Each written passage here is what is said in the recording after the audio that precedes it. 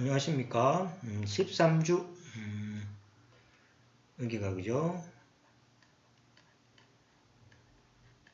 13주 2차 시 수업이 되겠습니다. 자, 그러면 앞에 했던 과정을 이어서 계속 하도록 하겠습니다. 자, 그러면 가설은 증명될 수 있는가라는 이야기입니다. 가설은 증명될 수 있느냐? 우리가 무엇을 증명하는 거하고 그죠? 가설을 뭡니까? 검증하는 거하고는 좀 다르죠. 그걸 증명한다는 이야기는 완벽한 오류가 없는 완벽한 사실이죠. 근데 우리 가설이라는 것은 가설을 우리가 잘못 결정을 내릴 수도 있습니다. 그죠? 그래서 증명은 될 수가 없습니다. 그렇지 않다는 이야기죠. 사람이 하는 일을 그죠? 완벽하게 증명할 수가 없죠. 그래서 기무가설은 증명을 할 수가 없습니다. 단지 기무가설을 기각하거나 또는 기각하지 못할 뿐입니다. 어떤 증거를 통해서 기각하거나 기각하지 못할 뿐이지 어떤 사실을 100% 증명하는 것은 아니라는 이야기죠.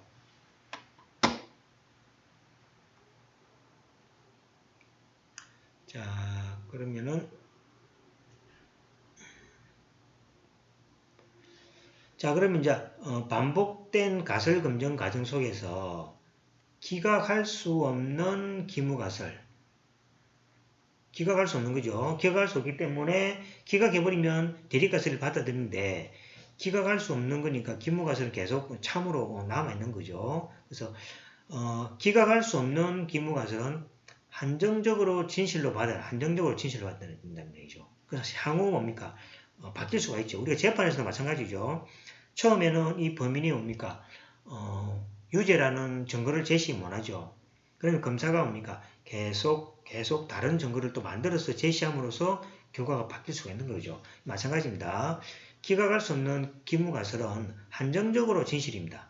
그 상에서만 진실이죠. 그래서 다른 어떤 증거자료나 검증을 통해서 바뀔 수가 있습니다. 즉 오늘 사실로 받아들여진 가설이 내일은 거짓으로 판명날 수가 있고 이번에는 H재료를 기각할 수 없다면 나중에 다시 검증 대상이 될 수 있다는 얘기예요. 이것은 이제 없으면 이거 우리 검사들이 그죠? 처음에 판사들에 있어 그죠? 기각을 만약에 해버리면은 다시 증거자료를 내세워서 그죠? 다시 이렇게 재판을 열죠. 그거하고 똑같은 현상이 되겠습니다. 자, 예를 하나 들어보겠습니다. 자, 아인슈타인의 이론은 100년이 되었지만 여전히 엄격한 검증 대상입니다. 즉 말해서 물리적인 어떤 이론들은 그죠? 수학적으로 증명하는 건 아니죠.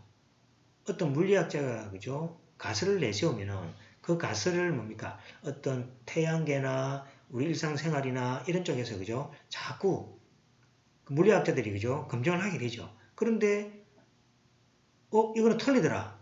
우리가 이런 상황에 대해서 그죠? 이 가설이 틀리더라 해버리면 그냥 틀려버리는 거죠. 그런데 그 틀린 걸 뭡니까? 찾지 못하는 거죠. 찾지 못하면 이 이론은 뭡니까? 계속 참인 것처럼 해서 가게 됩니다. 가게 되죠. 근데 어느 순간에 뭐가 됩니까? 가설을 어떤 자료를 딱 내버리니까 이거는 잘못된 가설이더라고 이제 증거가 나중에 증명돼 버리면 그것을 다시 뭡니까? 폐기하게 되버리는 거죠.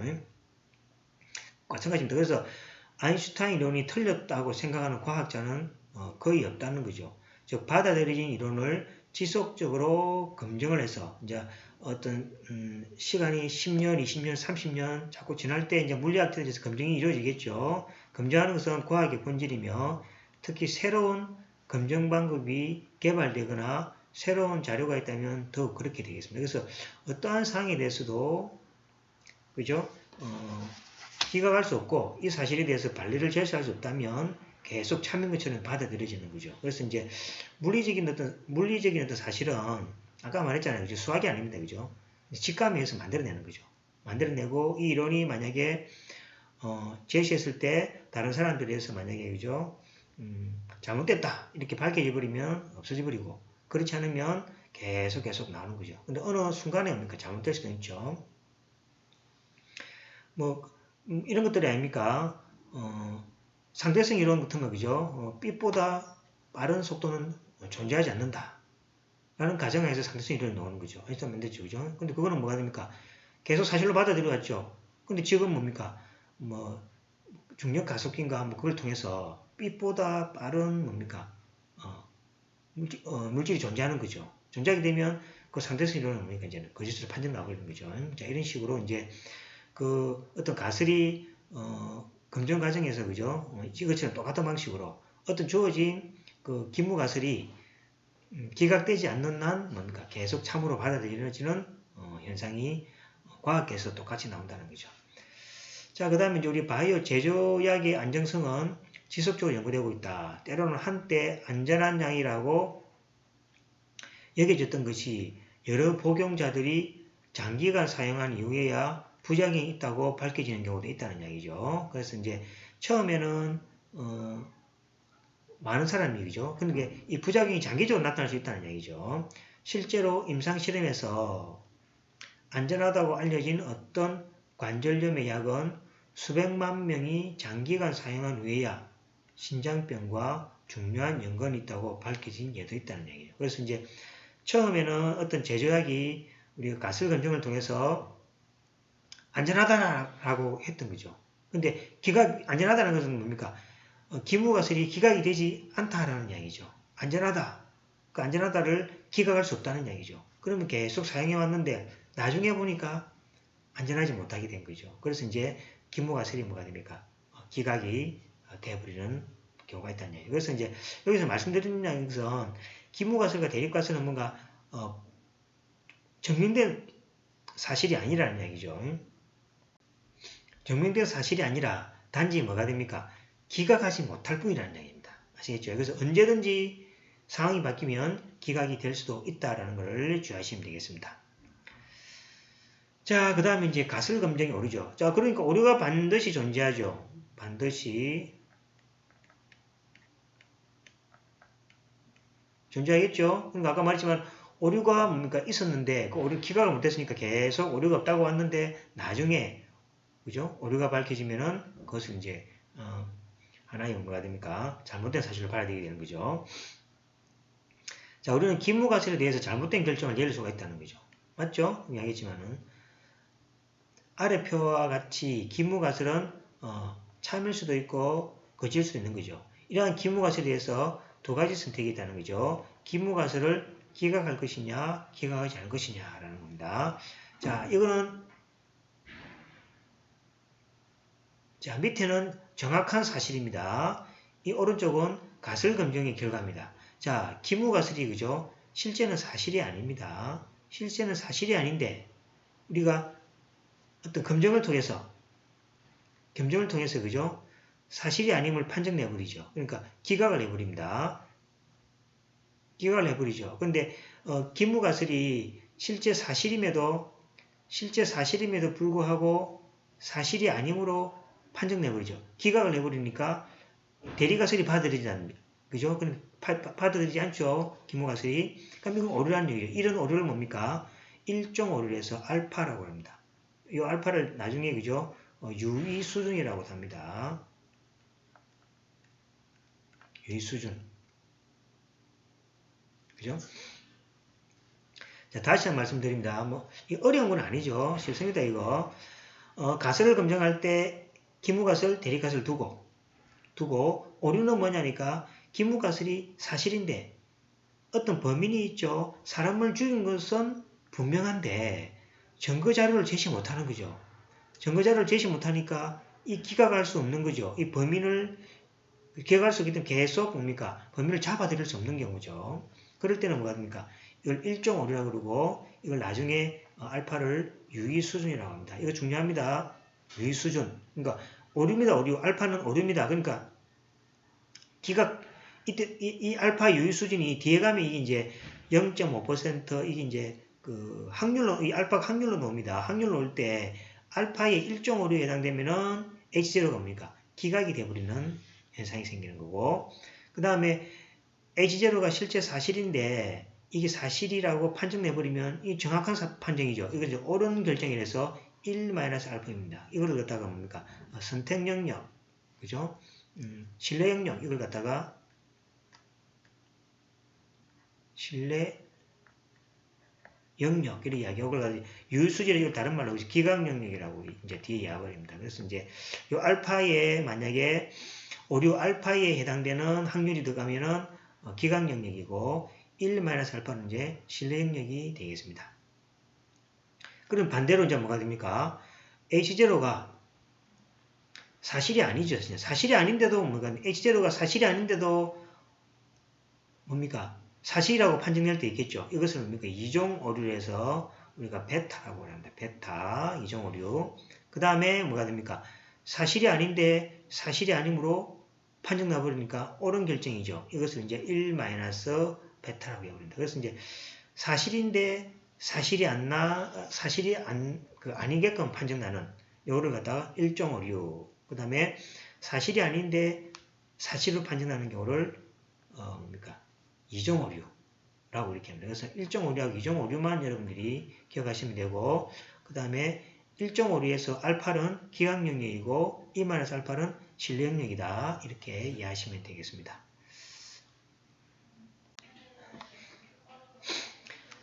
자, 그럼 이제 이게 지금 그죠? 이 기무가설, 이 중요한 것은 두 개 기무가설이죠. 이 기무가설에 대해서 일종 오류 만약에 그죠? 실제가 여기 실제 사실인데 뭡니까? 사실이 아님을 판단할 일종 오류를 만약에 줄이면 좋겠죠.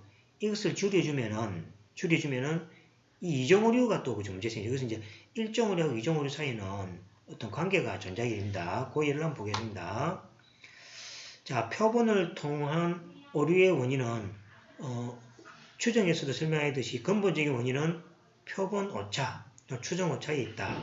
따라서 표본의 결과를 이용하는 모든 통계 추론은 추정을 포함하여 가설 검정에서도 표본 오차는 언제나 발생할 수 있기 때문에 가설 검정에서 오류를 범할 가능성은 항상 존재한다는 거죠. 자, 두 가지 오류, 일종 오류하고 이종 오류를 크기를 줄여야겠죠. 이제 만약에 오류를 줄이면 줄일수록 판단력 신뢰가 더 나가겠죠. 그죠? 더 좋아지겠죠. 그래서 일종 오류를 작게 하면 이종 오류가 커지고, 그죠? 상호관계가 있듯이, 그죠?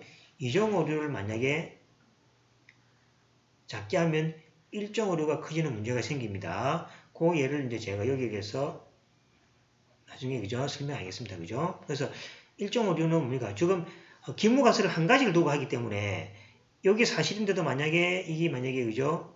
사실이 아닌 판정 이걸 줄이게 되면은 이게 실제 아님에도 불구하고, 그죠? 사실이라고 판정하는 그런 오류가 발생한다는 얘기죠. 거기에 대한 설명을 해보도록 하겠습니다.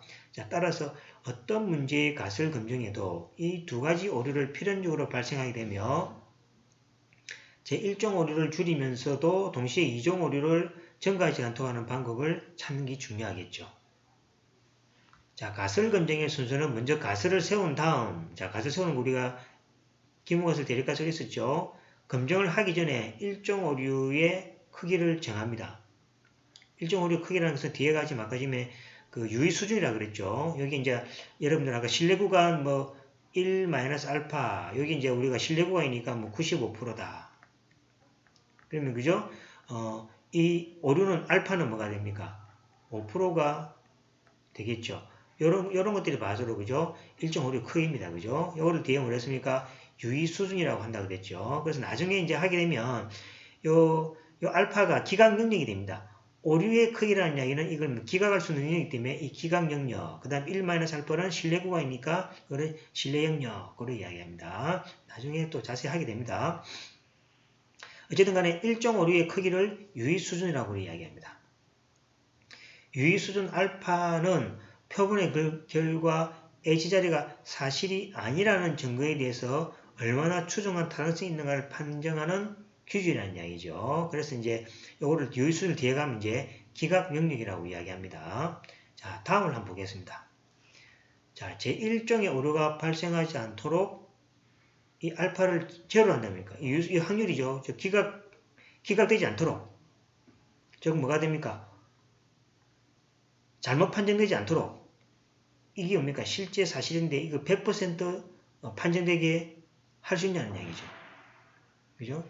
그러니까, 유의 수준을 제로로 0% 한다는 얘기죠. 알파를. 그러니까, 알파가 5%라는 얘기는, 5% 정도의 뭡니까? 오류가 발생한다는 이야기고, 알파가 제로라는 이야기는 오류가 발생하지 않는다는 얘기니까 100% 정확한 판단을 한다는 얘기죠. 자, 이런 경우에 어떤 문제가 생긴가 보겠습니다. 자동차 에어백을 생산하는 A 기업은 최근 소비자들로부터 주차 시에 가벼운 접촉에도 에어백이 터진다는 불만이 제출되었습니다. 이런 경우 있죠. 여러분들은 뭡니까? 운전해 가는데, 그죠? 에어백이 너무 민감하면 안 되겠죠. 살살 뭡니까? 부딪혔는데 터져버리면은 그 에어백으로 뭡니까? 앞면에 손상을 입는다든지 여러 가지 불편이 상황이 발생하겠죠. 그죠? 그래서 이러한 오류를 일종 오류. 잘 만들음에도 불구하고, 그죠? 이런 불만이 제기될 때 이걸 일종 오류입니다. 잘 만들었는데 잘못 만드는 것처럼 소비자가 판단하는 거죠. 그럼 이게 오류 맞죠? 잘 만들었는데 잘못 만들었다고.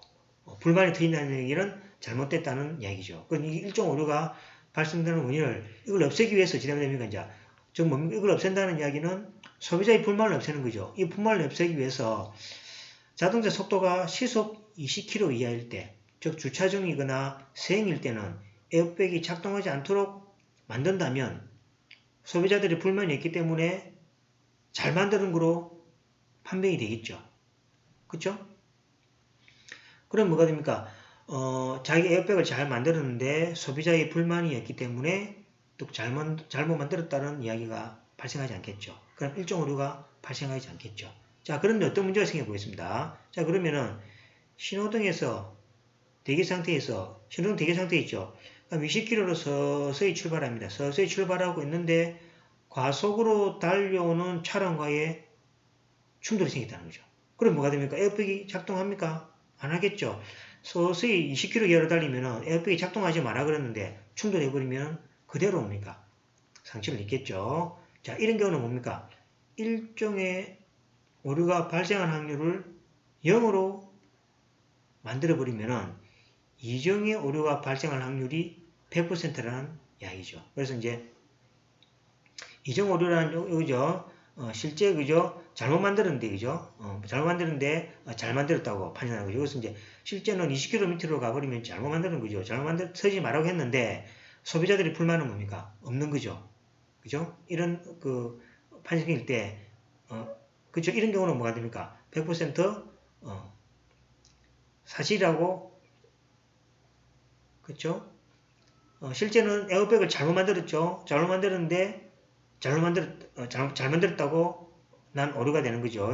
그 오류는 뭐가 됩니까? 이제 1로 그 오류가 발생하게 되는 경우죠. 그래서 일정 오류가 발생할 확률을 0으로 만든 것은 이정 오류가 발생할 확률 1로 만드는 결과를 초래한다는 얘기죠. 거기 이제 에어백에 이걸 가지고 이제 비교를 하는 겁니다. 그래서 적당하게 그죠? 뭐가 됩니까? 그 소비자의 불만도 작게 하면서 뭐가 됩니까? 이러한 에어백도 작동을 잘하게 되는 거죠. 그래서 에어백을 작동을 잘하게 만드는 거죠. 그렇죠, 그죠? 그래서 이제 이걸 에어백을 뭡니까? 작동 안 하게 한 거죠. 안 하게 했는데 에어백 작동이 잘 안 나게끔 만드는 거죠. 그런데 뭡니까? 소비자는 불만이 없게 만드는 경우죠. 그러면 이제 이거는 뭡니까? 불만은 나타나지 않으니까 요거에 뭡니까? 확률 항상 1이 되죠. 하지만은 그 뭐가 됩니까? 실제로 이러한 사항이 먼저 발생되어 버린다는 이야기가 되겠습니다. 좀 어렵죠, 그죠? 그러니까 쉽게 생각하면 됩니다. 그러니까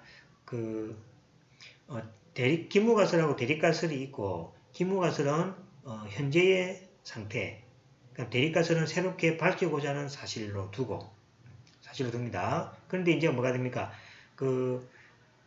기무가설은 참이라고 항상 가정하죠. 가정한 이제 증거자료를 이제 제시하는 거죠. 증거자료를 제시했을 때 이제 그걸 이제 검증이라고 하는데, 검증을 제시했을 때 오류가 발생할 수 있다는 얘기죠. 참인데도 거짓으로 판단을 하는 경우는 일종 오류, 그 다음에 거짓인데 참으로 발생하는 경우는 이종 오류, 이렇게 생각하시면 되겠습니다. 그 상황이 이제 일종 오류하고 이종 오류의 상호 관계는 기무가설을 가지고 하기 때문에, 그죠? 하나를 높게 하면 하나가 낮게 되거든요. 이제 기무가설을 만약에 오류를 만약에 일종 오류를 작게 하게 되면은 뭐가 됩니까? 이정 오류의 오류가 커지게 되고 반대로 이정 오류를 작게 하면 또 기무가설이 커지게 되고 상호관계가 있다는 것을 주의하시고 이 알파 베타의 크기를 적당하게 조절하는 게 중요하다는 얘기죠. 그죠? 가능하면 뭐가 됩니까? 일정 오류도 뭡니까? 작게 나고 이정 오류도 작게 나게끔 하는 그러한 방법을 선택해야 된다라는 이야기입니다. 자, 여기서부터 이제 중요하죠. 자, 이제 앞에 우리가 과정을 통해서 기무가설, 대립가설을 세우는 방법은 이제 우리가 1주차에 했고 2주차에서는 이제 뭡니까? 그 일정 오류, 이정 오류가 나오는데 일정 오류하고 이정 오류의 어떤 관계에 대해서 설명을 했습니다. 자, 그럼 이제 실제로 그죠? 우리가 검증하는 방법은 몇 가지 있습니까? 신뢰 구간을 이용해서 검증하는 방법이 있고 뒤에가 뭡니까? P값 검증이 있다 그랬습니다. 그래서 이제 세 번째로는 이제 신뢰 구간을 이용해서 가설을 검증하는 방법에 대해서 설명드리도록 하겠습니다. 자, 유의 수준이 나왔죠? 유의 수준은 이제 오류가 발생할 확률이죠. 그걸 이걸 갖다가 뒤에 가면 그죠? 이걸 갖다가 기각 영역이라고 그럽니다. 그래서 이 알파를 기각하는 영역, 그래서 기각 영역. 그 다음에 반대죠, 그죠? 1-알파 이거를 그죠? 신뢰 수준인데 이걸 갖다가 뭐 신뢰 구간입니다, 그죠? 그러니까 신뢰 구간이니까 만약에 어떤 그 검증을 하는데 그죠? 신뢰 구간이 들어가면 기각하지 못하고 요 유수준이 들어가면 오류가 발생하기 때문에 기각해버리는 그렇게 사실 이해하시면 됩니다. 그죠? 자, 여기에 대해서 신뢰 구간, 신뢰 구간 우리가 구간 추정할 때 있죠. 신뢰 구간을 다음과 같이 우리 신뢰 구간 앞에 했습니다. 자, 표본이죠. 표본의 표본 평균에다가 루트 n분의 이거는 뭡니까? 포준 편차에다가 z의 2분의 알파는 이거는 뭡니까? 양쪽 검정이죠. 양쪽 검정. 우리가 이렇게 했죠. 이렇게 우리 앞시 했으면 이렇게 했을 때에 요거하고 요렇게 잘라주죠. 그죠? 요거를 우리가 요 면적을 알파라고 둡니다. 2분의 알파죠. 요 면적을 뭡니까? 2분의 알파라고 둡니다. 면적을 2분의 알파. 그럼 요 전체가 1이니까 요거는 뭡니까? 1-알파가 되겠죠. 전체는 1이 되니까, 그죠? 확률이 전체가 1이죠, 그죠? 그 다음에 요 점을 뭐가 됩니까? 요 점이고, 요 점이 뭐가 됩니까? 여기 있습니다. 자, 요거를 뭐라고 그랬죠? 요거를 구간이라고 그랬죠. 신뢰 구간. 요거를 신뢰 구간. 요거를 뭐가 됩니까? 기각 구간이라고 그럽니다. 기각 구간입니다. 그죠? 자, 그래서 요거는 뭐 평균이니까 U니까 여기 U가 들어가 있겠죠? 자, 기억나시죠? 자, 이걸 변형을 합니다. 변형을 하면 이제, 자, 요걸 남겨놓고 다 오른쪽으로 넘깁니다. U 빼기 X바를 요렇게 해줍니다. 요렇게 해줍니다. 이렇게. 자, 그럼 뭐가 됩니까? 크기는 뭐가 돼요? 크기가 절대치를 내버리면은 여기 날개죠? 자, X-U의 구간이 뭡니까? 여기 되는 경우죠. 그래서 여기 U가 있으면은 X바의 구간이 그죠? 여기 뭐가 됩니까? 요 구간이, 여기 뭐랬죠? 여기 그죠? 요 크기가 그죠? 요 크기가 요거란 얘기죠. X바하고 요 사이에 간격이 있죠? 간격이 뭐가 됩니까? 요거라 되겠어요. 요 간격이 뭡니까? Z의 2분의 알파에다가 루트 n분의 실론. 여기 간격이 되겠어요. 요 간격이죠. 요 간격이 바로 요거죠. 여기 이제 신뢰 구간 간격이라고 우리 앞에서 배웠습니다. 그죠? 그래서 요거를 뭡니까? 표본 오차 X바하고 U 사이의 간격이니까 그걸 뭐랍니까? 표본 오차라고 그러죠. 요 사이에 간격이 있죠. 간격을 뭐냐니까 표본 오차라고 이래 부른다는 이야기죠. 자, 표본 오차. 다른 색으로 한번 해볼까요? 자, 이걸로 해봅시다. 표본 오차라고 부릅니다. 그래서 이제 위식에서 Z의 2분의 알파에다가 루트 n분의 요거를 뭡니까? 요거를 뭐라 부르냐니까 표본 오차라고 한다. 이 표본 오차라는 이야기는 금방 이야기했죠. 여기 평균이 있으면은 우리가 표본에 대한 오차 그죠? 요거는 모수에 대한 모평균이죠. 요거는 표본에 대한 요거죠. 그러면 여기 존재하게 될 요 범위가 그죠? 범위가 요렇게 주어지죠. 주어질 때 요 구간 범위죠. 넓이. 요거하고 요거 사이 사실 여기 제로면 같아지는 거죠. 제로가 아니기 때문에 요만큼 오차가 있죠. 이걸 갖다가 표본오차를 한다. 표본오차는 꼭 기억합시다. 표본오차는 뭐랬죠? Z의 2분의 알파분의 루트 n분의 시그마다. 시그마를 모르면 시그마를 뭡니까? 표본분자 쓰죠. 여기 S를 사용해서 사용하게 됩니다. 자, 그래서 이거를 꼭 기억하시면 좋겠습니다. 자, 그래서 이걸 변형하면은, 자, 이제 다시 변형합니다. 자, 이거를 변형합니다. 변형할 때, 자, 우리가 구간 추정에서는 U를 중간에 뒀죠. U를 중간에 뒀습니다. 자, 지금은 이제 반대로 합니다. 자, 이걸 다 새롭게 변형하면은, 자, 여기 오죠. 왼쪽에 절대질 없애면은, 이렇게 되죠. 여기도 이번에는 뭡니까? U를 이렇게 이쪽으로 보냅니다. U를 이쪽으로 넘깁니다. 넘기면은, 자, X바는 뭐가 됩니까? U 빼기 2분의 알파의 루트 n분의 시그마. U 플러스 2분의 알파의 시그마. 이렇게 되죠. 그죠? 자, 다릅니다, 이거. 식은 같지만은, 요 식을 변형시키니까 U를 중심으로 왼쪽으로, 오른쪽으로 이렇게, 오차가 생겨서 범위를 나타내고, 지금은 뭐가 됩니까? X바를 표본 평균을 중심으로 이렇게 만드는 거죠. 이거를 뭐라 부르냐니까 마지막 식을 U 실내 구간 또는 U 실내 구간이라 부르고 이 실내 구간을 뒤에 이제 가설 검정에 사용하게 되겠습니다. 아시겠죠? 그래서 차이점이 자 밑에 한번 보겠습니다. 여기 중요합니다. 그죠? 자, 차이점이 보시면은 자 그래서 이걸 이제 최종 정리합니다. 정리하면은 자 표본 오차는 똑같죠. X바 빼기 U입니다. 자 X바 빼기 U가 표본 오차. 우리 앞에 요 다 있습니다. 이렇게 요 표본 오차, 요거 표본 오차로 오죠. 그죠? 다 있습니다.